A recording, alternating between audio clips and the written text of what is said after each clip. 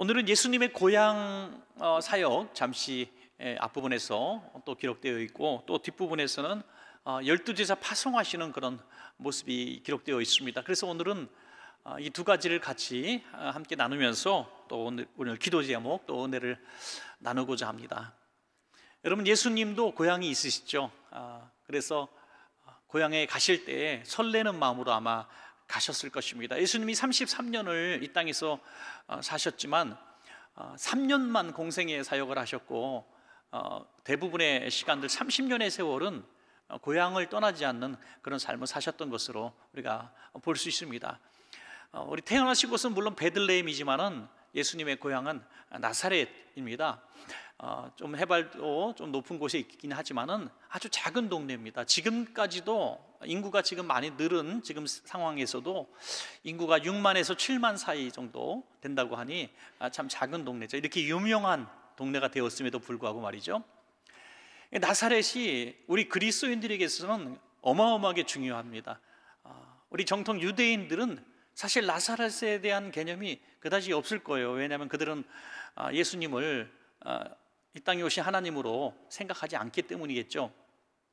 그래서 우리 개신교, 특별히 동방정교회 정도까지는 이 나사렛을 굉장히 중요한 어떤 기독교의 발흥지 정도로 생각할 수 있습니다. 그래서 이 나사렛 지방은 지금도 이 이스라엘 땅에서 어찌 보면 가장 많은 기독교인이 모여 사는 지역이라고 할 수 있습니다. 예수님 나신 곳이니까요, 또 사신 곳이니까 무려 40% 정도, 그러니까 기독교인과 또 동방정교회 포함해서 무려 인구의 40%가 우리 개신교 계통이라고 하니까 어마어마한 건 유대인들에게 있어서는, 이스라엘에.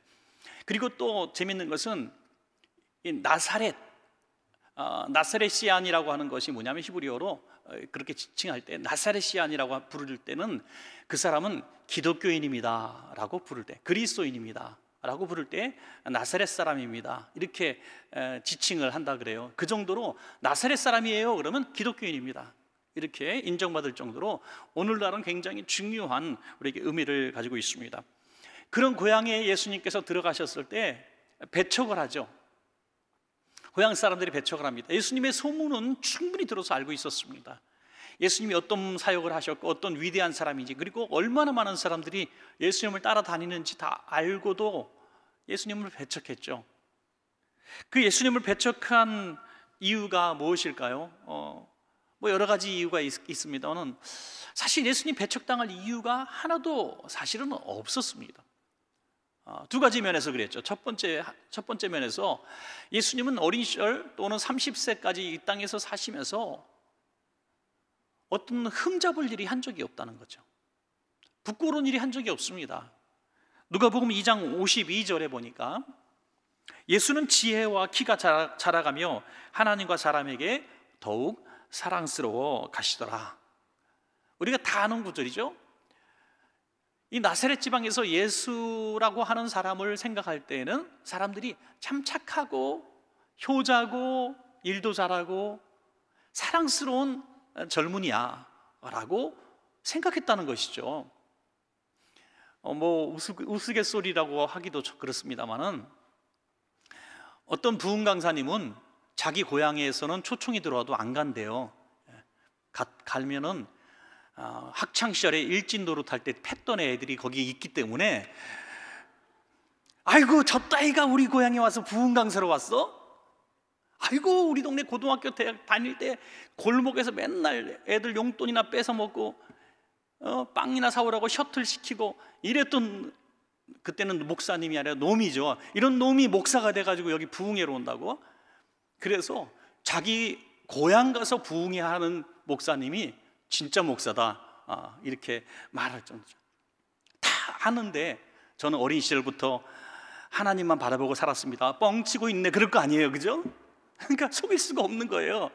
다 봐왔는데, 중학교 시절 고등학교 동창, 뭐 동네 친구 감나무골 배나무골 다 아는데 거기서 무슨 거짓말을 하겠어요. 어릴 때 무슨 기도원에 가고 금식을 하고, 아이고 맨날 길거리에서 술 먹고 담배 피다 걸렸는데 어떻게 부흥회를 네가 와? 이런다는 거죠. 그런데 예수님은 어린 시절, 청년 시절이 굉장히 좋았습니다. 배척할 이유가 하나도 없어. 저분은 그렇게 될 줄 알았어. 참 듣기 좋은 이야기 중에 하나는 뭡니까?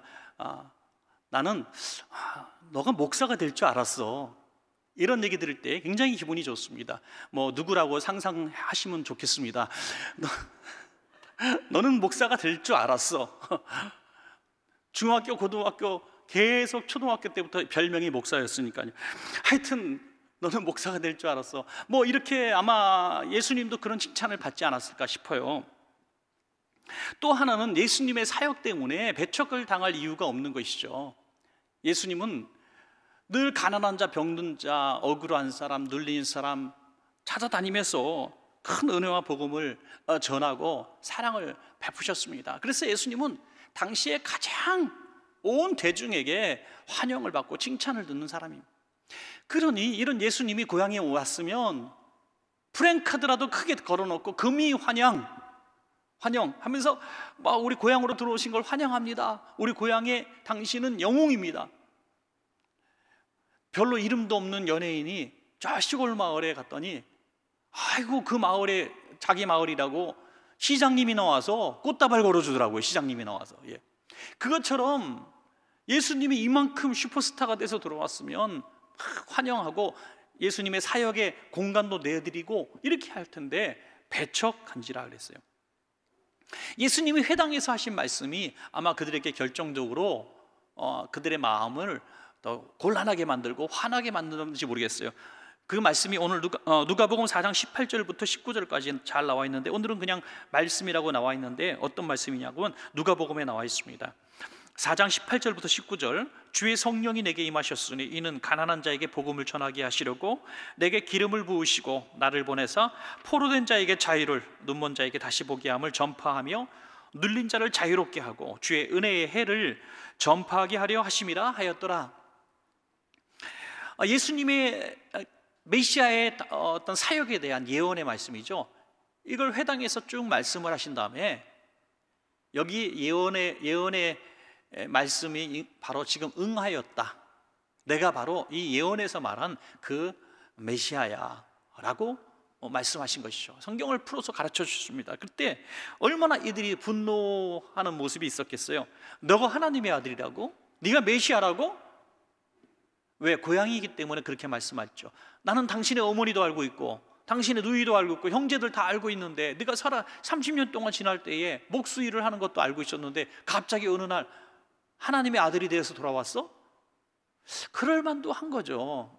태어나는 그래서 우리가 무슨 신화에 대해서 또 영웅화시키고 이런 상황들을 만들어 가려면 탄생부터 신비로워야 되잖아요. 탄생 신화. 단군처럼 이렇게 막 말을 만들어내는 그런 신비로움이 있어야 되지 않겠어요? 근데 어린 시절부터 꼬마 때부터 다 봤는데 무슨 메시아라고 하면서 배척했다는 것이죠. 그래서 고향 사람들이 배척한 가장 중요한 이유가 오늘 본문에서 나와 있습니다. 마가복음 6장 3절입니다. 이 사람이 마리아의 아들 목수가 아니냐? 야고보와 요셉과 유다와 시몬의 형제가 아니냐? 그 누이들이 우리와 함께 여기 있지 아니하냐 하고 예수를 배척한지라. 인간적인 면, 자기들이 아는 예수님에 대해서 딱 고정관념을 갖고 있었죠. 우리가 이것을 좀 더 영적으로 풀어보면 그들이 예수님을 배척한 가장 첫 번째 이유는요, 영적 무지라고 볼 수 있습니다. 영적으로 무지했기 때문에 예수님을 알아볼 수가 없었던 거죠.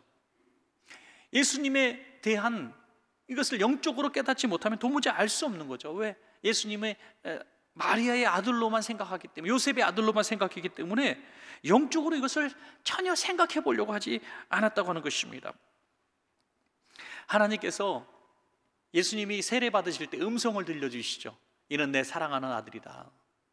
너희는 그의 말을 들으라. 이런 하나님의 음성을 적어도 듣게 되었을 때에 요한과 또 제자들이 또 예수님을 따를 수밖에 없었던 거죠. 그러나 오늘 나사렛에서는 그렇게 음성이 들리거나 그런 모습이 나타나지 않습니다. 그래서 영적으로 그들은 무지했기 때문에 예수님을 육신적으로만 평가했습니다. 두 번째로는 그들이 가진 편견이죠. 예수님은 요셉과 마리아의 아들이야. 그 형제 우리가 다 알고 있어. 적어도 예수님이 흠모할 만한 모습은 하나도 갖추지 못했지 않습니까? 신분, 출신, 가문, 그들에게 있어서 전혀 신비롭지 않습니다. 그냥 나사렛 사람들이 다 아는, 아니 더 평범하기 짝이 없는 목수의 가정에서 태어났습니다. 그리고 그가 자랄 때에 뭐 대단한 교육을 받고 천재성을 보였는가? 그런 것 같지 않습니다. 이 바울처럼 뭐 나는 이런 거 자랑할 만합니다 하는 그런 학벌을 또 말씀하신 적도 없습니다. 그러니 예수님을 배척하게 되는데, 이 편견이 가지고 배척하는 데 있어서 누가 반론을 제기할 수가 없었던 것입니다. 또 하나는요, 시기심이 있었다고 성경학자들은 이렇게 얘기합니다. 시기심. 너나 나나 비슷한 출신이고 비슷한 사람이었는데 어느 날 갑자기 인기인이 돼가지고 수많은 사람들이 따라오고 기적을 베푸고 또 사랑을 받으니 거기 질투심이 나서 야, 니까지 이렇게 보라고. 그런 거 있잖아요. 야, 네 어렸을 때 말이야. 네 어렸을 때 말이야. 너 힘들어할 때 내가 정말 아무것도 아니었는데 너 뭐 이렇게 일부러 점점 비하시키면서 고통스럽게 하는 거죠. 여러분, 그래서 고향에서 이렇게 다시 돌아가서 살아갈 때 참 여러 가지 이런 제약들이 있는 것 같아요. 그런데 결론적으로 모든 손해는 고향 사람들이 다 받게 됩니다. 마가복음 6장 5절부터 6절입니다. 거기서는 아무 권능도 행하실 수 없어 다만 소수의 병자에게 안수하여 고치실 뿐이었고 그들이 믿지 않음을 이상히 여기셨더라. 이에 모든 촌에 두루 다니시며 가르치시더라. 결국에는 이곳에서 기적을 딴 곳만큼 행하지 않으셨다는 거예요. 특별히 여기 보니까 아무 권능도 행하실 수 없어 라고 나와 있는데요, 예수님은 이런 배척하고 예수님을 인정하지 않는다고 해서 예수님의 능력이 제약을 당하고 예수님이 진짜 행하실 수 없었을까요? 그런 개념이 아닙니다. 예수님은 어떤 질병을, 문제를 해결받기 위해서 온 사람에게도 항상 조건을 제시합니다. 그게 뭡니까? 믿음입니다. 믿음. 내가 믿느냐? 믿음은 역사를 보리라. 내 믿음이 크도다. 왜 의심하였느냐? 늘 믿음에 대한 이야기가 전제가 들어갑니다. 그런데 아예 배척을 했어요. 그러니 행하실 수 없었던 거죠. 만약에 능력을 그럼에도 불구하고 계속 행하셨다고 한다면, 많은 일을 행하셨다고 한다면 그들이 믿었겠는가? 그렇게 보지 않는다는 거죠. 오히려 그냥 이상한 일 한두 번 일어나는 정도로 알고 역시 복음을 받아들이지는 않았을 것입니다. 왜? 그들의 근본적으로 예수님이 하나님의 아들이심을 그들은 믿을 마음이 조금도 없었기 때문인 것입니다.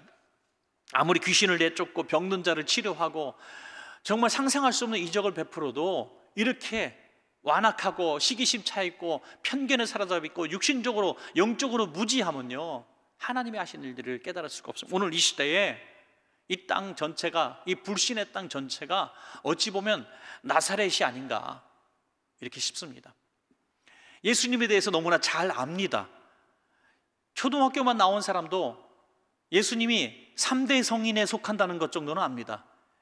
교회가 동네에 있었고 한 번쯤은 교회 갔던 경험들을 가지고 있고 가장 친한 친구 중에 한두 명은 그리스도인입니다. 너무나 기독교와 밀접한 삶을 살고 있고 그렇게 이야기합니다. 더구나 유럽 같은 땅에 가면은 너도 나도 교회 한 번도 안 나가도 난 다 크리스찬이라고 얘기할 정도죠. 그럼에도 불구하고 오늘 이 세 가지 나사렛 사람이 가진 것들을 그들이 가지고 있기 때문에 예수님은 믿을 수가 없는 거죠. 편견을 갖고 있고 마음을 닫고 있고 시기심을 가지고 있고 영적으로 무지해 있는 것입니다. 그러니 복음이 이렇게 많이 울려 퍼지고 기적이 일어나고 교회 안에서 일어났던 기적들을 얘기해줘도 또 예수님이 행하셨던 수만 가지 기적들이 지금 오늘날도 일어난다 할지라도 그들은 믿을 수가 없는 것입니다. 그래서 나사렛에서 태어나지도 않은 대한민국에서 태어난 우리들이 예수님을 메시아로 믿고 있는 것은 기적 중에 기적인 줄로 믿습니다. 여러분, 얼마나 놀라운 일입니까? 여러분, 기가 막힌 일이 아닐 수가 없습니다. 자, 두 번째로 그러면 이제 제자를 이제 부르시고 또 보내시는 이런 모습을 보는데 7절부터 13절까지 예수님의 제자에 대한 말씀이 나옵니다. 저는 이 본문을 통해서 어떻게 좀 간략하게 말씀을 드릴 수 없을까? 제자가 누구일까? 오늘 이 본문을 통해서만 한번 생각해 보면서 저와 여러분이 예수님의 이런 제자임을 다시 한번 확인해 봤으면 좋겠다는 생각이 듭니다. 첫 번째로 제자는 누구냐? 예수님이 부르신 사람이 제자라는 것입니다. 예수님이 선택해서 부르셨다는 것입니다. 7절에 보니까 12제자를 부르사, 12제자를 한 사람 한 사람 딱 하나님께서 부르셨다는 거예요. 요한복음 15장 16절에 보면 너희가 나를 택한 것이 아니요 내가 너희를 택하여 세웠나니. 아멘. 저는 성도님들을 보면서 우리 교회뿐이 아니라 어느 교회, 어느 나라에 있는 그리스도인을 본다 할지라도 약간의 두려움이 있습니다. 그 두려움은 뭐냐면 그분 모두가 어느 교회의 성도라는 개념을 넘어서 하나님의 부르심을 받은 사람이라는 개념이죠. 그래서 우리 여러분들이 교회 안에서 성도님들끼리 서로 존중히 여기셔야 됩니다. 서로 무례히 행치 말고 존중히 여기셔야 됩니다. 내가 그의 신분, 내가 그를 잘한다, 그가 잘못했다 이런 개념에 따라서 그를 대하는 태도가 심각하게 달라지면 안 됩니다. 왜냐하면 나를 하나님이 부르셨음을 인정한다면 내가 그렇게 쉽게 생각하고 있는 그분도 하나님이 만민 중에 택하셔서 부르신 하나님의 백성이기 때문이죠. 그러니까 오히려 잘 보이셔야 됩니다, 여러분. 옆에 있는 분에게 인사합시다. 몰라봐서 죄송합니다. 옆에 있는 분이 하나님이 부르신, 하나님이 딱 선택해서 내 거야 하고 부르신 하나님의 사람들이라니까요. 그러니까 두렵고 떨림을 가져야죠. 목회자라 할지라도 우리 교회 성도, 내 성도 여러분 아닙니다. 내 성도가 아니죠. 하나님의 백성이죠. 그래서 우리는 직분을 가져도 또는 어느 교회에 출석해도 늘 이런 의식을 가져야 돼요. 나는 좀 더 큰 공동체 의식을 가져야 됩니다. 나는 장로교회 교인이야, 나는 어느 교회 교인이야, 이걸 넘어서서 나는 하나님이 부르시는 사람이야.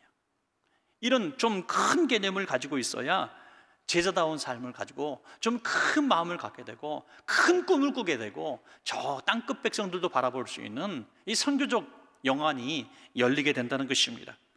또 하나는 제자라고 하는 것은 예수님이 보내신 사람들이라는 거죠. 부르신 것으로 끝나는 것이 아니라 제자는 보내시기 위해서 부르신 것입니다. 여러분 믿습니까? 우리 교회로 여러분들이 부르심 당해서 와서 원천교회 교인이 된 것도 여러분들이 거하고 있는 가정과 기업과 직장, 또 이 나라 여러분이 발 닿는 전 세계 어느 국가든지 그곳에 보내시기 위해서 부르셨다는 거예요. 그래서 사실 성도님들이 어디로 갈 때 좀 아쉽고 서운한 마음이 사실 드는 거 사실이죠. 제 이번에 발령을 받아서 어디 부산으로 가게 됐습니다. 어디 동남아, 미국 또는 더 먼 나라로 가게 됐습니다. 이런 얘기들을 할 때 너무나 또 교회에서 귀하신 분이고 충성하던 분이고 또 교회에서 굉장히 비중 있고 힘이 되었던 분, 위로가 됐던 분이 특별히 그렇게 가시게 되면 사실 목회할 좀 어떤 기운이 쭉 빠지죠. 야, 얘 정말 귀한 분인데 이제 좀 우리 교회에서 힘 좀 쓰고 좀 이렇게 정말 목회 동역자가 될 것 같은데 떠나신다니 참 아쉽죠. 그렇지만 보다 큰 개념을 가지면 그곳에 하나님이 이 사람이 필요하기 때문에 보내신다는 것을 믿어야 합니다, 여러분. 그곳에 보내는 거예요.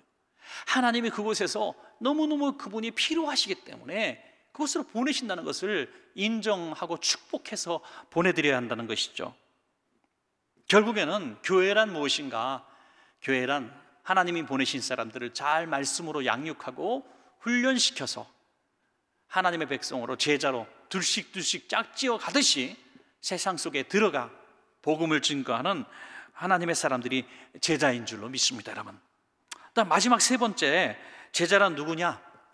제자란 하나님께서 책임져 주는 사람이다. 하나님이 책임져 주는 거예요. 저와 여러분이 하나님이 부르시고 또 하나님 훈련시켜 주셨고 은혜 받게 하시고 또 세상으로 파송시켜 주셨다고 한다면 하나님께서 우리의 모든 것들을 책임져 주신다는 것입니다. 책임져 주시는 거예요. 뭘 책임져 주십니까? 파송하는 목적이 뭡니까? 복음 증거 아니겠어요? 그러니까 복음을 증거하기 위한 권능을 주신다는 거예요. 성령의 은혜를 주신다는 겁니다. 오늘 7절과 13절에 반복해서 나와 있는데 7절에 더러운 귀신을 제어하는 권세를 주시고 13절에 많은 귀신을 쫓아내며 많은 병자에게 기름을 발라 고치더라. 제자들을 보내실 때 예수님이 하셨던 것과 같은 똑같은 권능을 주셨다는 것입니다. 그러므로 가정에서, 여러분 직장에서 또는 저 먼 나라에 잠시 출장 가거나 거기서 사실 때에 예수님의 능력과 권능이 너무너무 필요한 순간이 있을 거예요. 복음을 증거하기 위해서. 그러면 1. 연희동에 전화해서 목사님을 초청한다. 2. 주변에 능력 있고 힘 있고 영빨 있는 목사님을 초청한다. 3. 나에게도 하나님이 권능을 주셨으니 내가 그를 위하여 기도해주고 고쳐주고 복음을 증거한다. 자, 몇 번을 선택하시겠습니까? 답은 정해졌습니다. 3번입니다. 하나님이 그곳에 여러분들을 보내셨다고 확신한다면, 그곳에서 사명이 있어서 보내셨다고 확신한다면 그곳에서 일할 수 있는 권능, 성령의 능력도 하나님은 이미 주셨습니다. 그럼 활용하라는 거예요. 직분이 그래서 중요합니다, 여러분. 나는 난 직분 맡을 자격이 없어요. 나는요 그렇게 큰 일을 할 수 없어요. 나는 구역장 못해요. 교구장 못해요. 나는 기관장 못해요. 여러분, 못하는 건 사실입니다. 겸손이 아니라 자기 인식이라고 볼 수 있죠. 맞는 말씀입니다. 할 수 없습니다. 저도 오늘 저녁 식사 교회에서 오늘 배부르게 맛있게 먹었더니 식곤증이 살짝 오는데 집에 그냥 가고 싶더라고요. 근데 설교 시간이니까 이 자리에 서 있는 거잖아요, 그죠? 설교해야 되기 때문에. 그리고 또 하나님 힘주세요. 여러분, 그렇습니다. 맡아서 직분을 수행하면 하나님이 감당할 힘을 주시는 겁니다. 그러므로 하나님이 내게 직분을 맡기고 사명을 맡기고 사람을 붙여줄 때는 권능도 주신다는 것을 여러분 분명히 믿으셔야 합니다. 그러므로 주님이 주시는 직분, 사명, 이런 것들은 내가 할 수 있어서 하는 것이 아니라 하면은 능력을 주신다. 여러분, 그래서 복 받는 비결이 있습니다. 물질 회복 또는 건강 회복, 여러분들의 사역에 어떤 복을 받고 자녀들이 잘 되는 복을 받기를 원한다면 하나님이 원하시는 일들에 대해서 꿈을 꾸시고 하나님이 기뻐하시는 일들을 오늘부터 시작하십시오, 여러분. 그럼 하나님이 그 일을 감당하게 하시려고 더 큰 일을 주신다는 거예요. 참 지혜로운 기도, 아주 약삭빠른 기도하죠. 하나님, 저 11조 1억 원씩 내고 싶어요. 하나님은 다 알잖아요. 이 사람이 한 달에 10억씩 갖고 싶어 하는구나. 다 아시잖아요. 좀 우스갯소리를 하나 유치한 비유를 들었지만 하나님의 영광을 위한다는 그 일에 하나님이 속아주시는 것 같다는 거예요. 하나님이 우리를 그렇게 쓰시기를 기뻐하신다는 것입니다. 또 하나, 권능만 주신 것이 아니라 우리의 육신의 약함을 아신 하나님께서 육신의 필요를 채워주신다는 것입니다. 마가복음 6장 8절부터 9절까지 보시면 명화시대 여행을 위하여 지팡이 외에는 양식이나 배낭이나 전대의 돈이나 아무것도 가지지 말며 신만 신고 두보롯도 입지 말라 하시고. 아멘. 되게 사람들은 뭐가 준비되어 있어야 뭐를 하려고 하죠. 그래서 철저히 준비하고 계획하고 이렇게 합니다. 교회를 건축하려고 하는 분들, 또 교회를 개척하려고 하는 분들도 마찬가지. 다 준비되면 하려고 하죠. 사업을 하는 분도 가게를 하시는 분도 마찬가지입니다. 내가 자본이 있는가, 또 내가 그걸 행할 수 있는 어떤 능력이 있는가, 뭐 다 완벽하게 구비되면 이제 시작하려고 하죠. 그런 이야기가 있습니다. 지금은 개척도 참 어려운 시대지만 어떤 목사님이 개척을 하려고 할 때 경험 많으시고 또 오래 목회하신 목사님들이 하는 조언과 또 비슷비슷한 연령의 사람들이 하는 조언이 저는 굉장히 이렇게 차이가 나는 것을 봤습니다. 비슷비슷한 사람이 조언하는 것은 뭐냐면 굉장히 현실 감각을 갖고 있어요.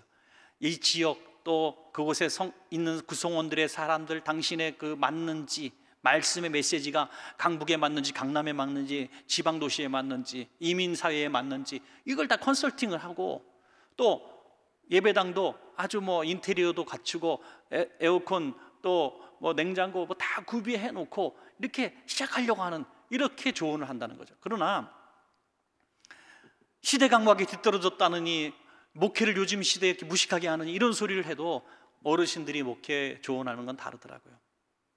하나님이 당신을 목사로 쓰시고 당신을 목사로 그곳에 파송한다는 것을 믿으면 그냥 안방에서부터 시작하십시오.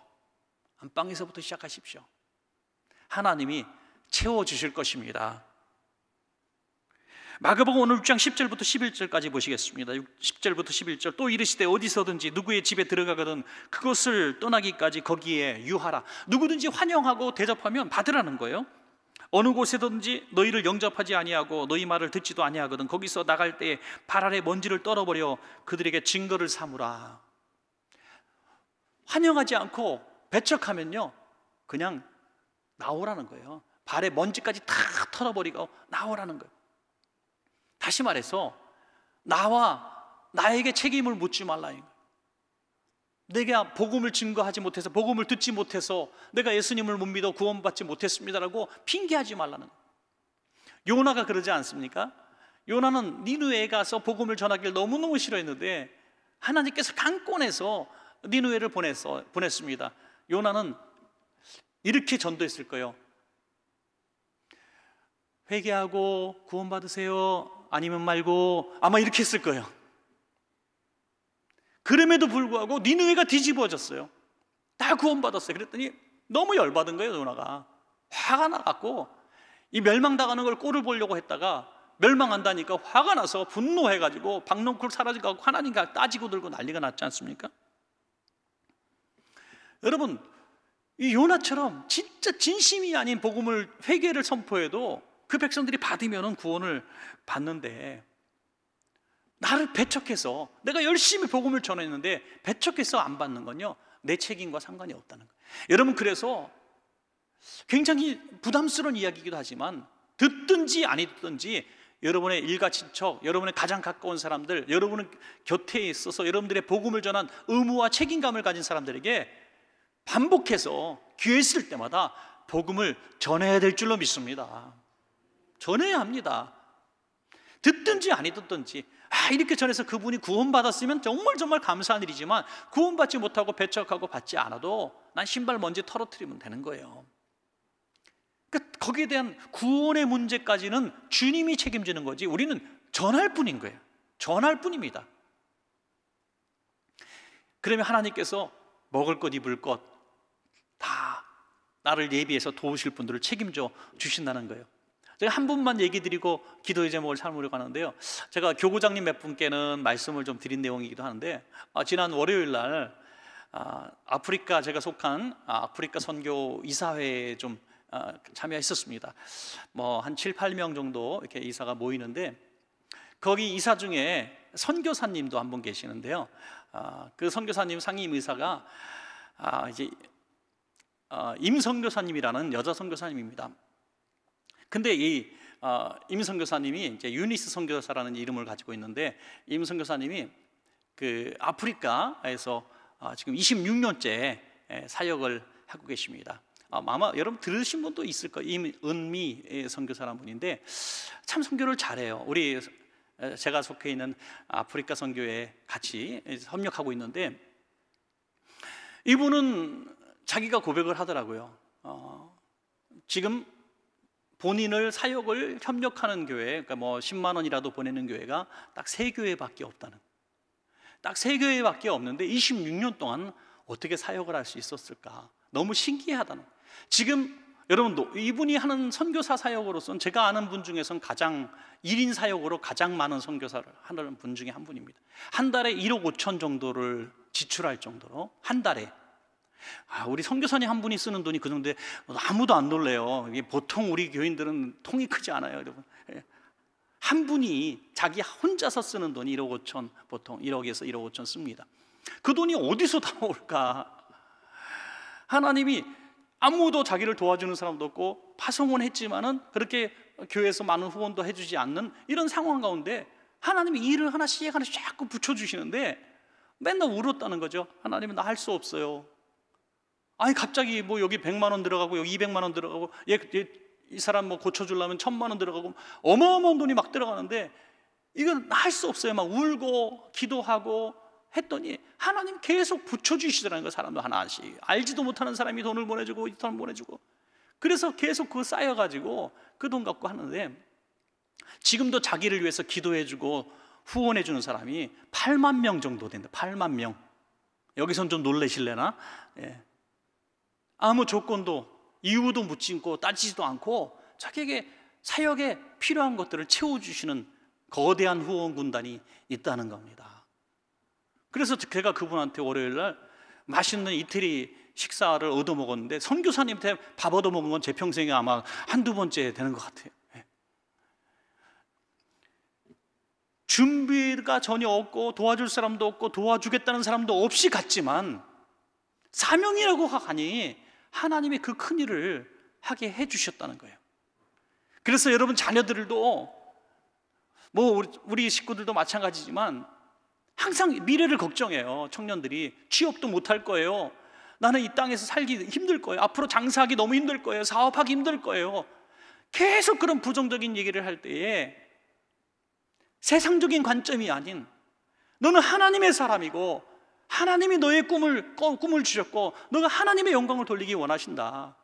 하나님이 너를 어디로 보내든지 무슨 일을 하든지 하나님의 영광을 위해서 일할 수만 있다면 하나님이 먹을 거 주시고 만날 사람 만나게 하시고 너를 쓰실 거야 라고 용기를 주시기 바랍니다. 우리 교회도 마찬가지예요. 우리 교회가 주님 오실 날까지 건지하고 흔들리지 않고 어떤 시대가 되고 불신의 시대가 되고 무교회 시대가 되고 혼합주의 시대가 되고 탈종교화 시대가 와도, 기독교를 박해하는 시대가 와도 교회가 건재하고 성도님들이 건재할 수 있는 비결은 뭐냐? 하나님이 기뻐하시는 일을 열심히 하는 교회가 되면 됩니다. 예. 대표적으로 선교해야 됩니다. 선교. 예.